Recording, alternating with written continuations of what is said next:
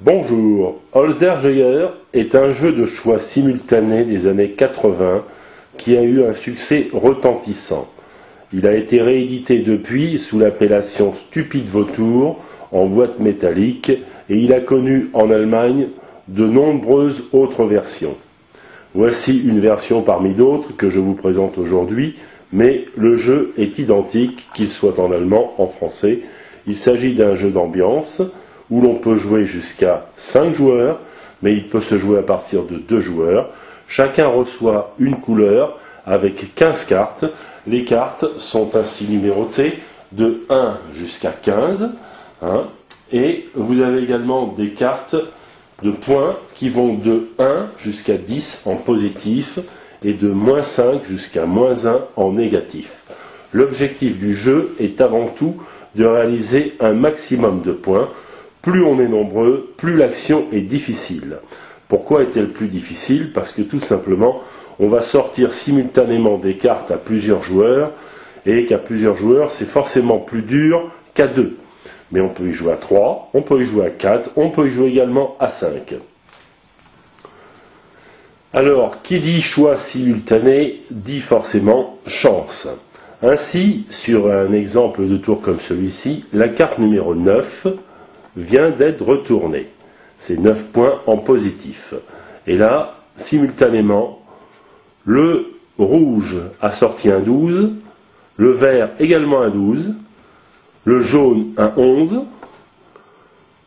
le bleu un 7 et le violet un 6. Qui va prendre selon vous? Eh bien c'est très simple, les deux 12 s'annulent et c'est le 11 qui remporte les 9 points de la mise. Si dans un autre cas de figure, il y avait eu 2 égalités, par exemple 2 12 et par exemple 2 11, eh bien c'eût été le 6 qui rapporta les 9 points de victoire. Il peut arriver également que tout le monde mette la même carte, et dans ce cas-là, eh bien c'est pas difficile, on retourne une carte juste après, et on retourne un deuxième chiffre, et on recommence une mise aux enchères, et l'enchère se poursuit ainsi, simultanément, jusqu'à ce qu'on arrive à départager les joueurs. Dans le cas des points négatifs, voilà ce qu'il faut faire. Donc, lors de la sortie de cartes négatives, en -4 par exemple, dans ce cas de figure, on constate que l'un des joueurs a sorti un 14, un autre un 13, un autre un 10, un autre un 9, un autre un 3. Et bien dans ce cas-là, ce n'est pas la carte la plus forte qui remporte le pli, mais la carte la plus faible. Donc c'est un négatif à rajouter au score de ces cartes finales lorsque l'on fera le décompte général à la fin de la partie.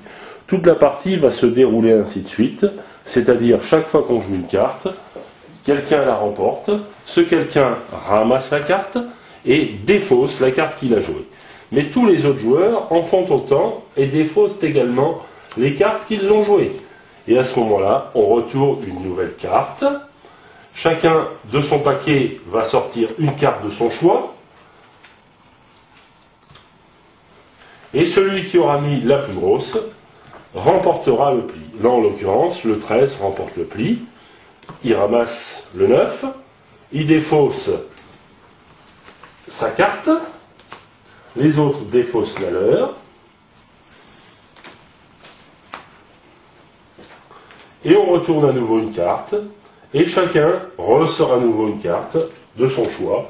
Là, pour l'exposition, je n'ai pas choisi, je le fais au fur et à mesure, juste pour vous montrer.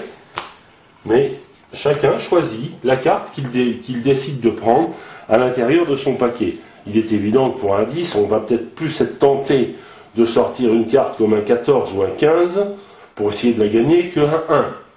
Mais sait-on jamais, parfois des égalités surgissent. Et si par exemple tout le monde vient à jouer un 14 ou un 15, il pourrait arriver que le 1 fasse le pli, à la grande surprise de tous. C'est un jeu d'ambiance, vous l'avez compris, et qui se termine assez vite. Les tours durent en moyenne 5 minutes, et lorsque la partie est terminée, on calcule les points de victoire de chacun en additionnant les points positifs et en soustrayant les points négatifs. La partie se joue en autant de tours que vous le désirez. Cette version est une version Ravensburger qui date de 1988. Ce jeu s'adresse à tous, y compris à des enfants, à partir de 7 ans, ce qui leur permet d'apprendre à mieux calculer. mais ce jeu peut être joué également par des adultes de tous âges. Voilà, j'espère que cette vidéo vous aura plu et que vous n'hésiterez pas à y jouer. La version française est en version métallique à une dizaine d'euros.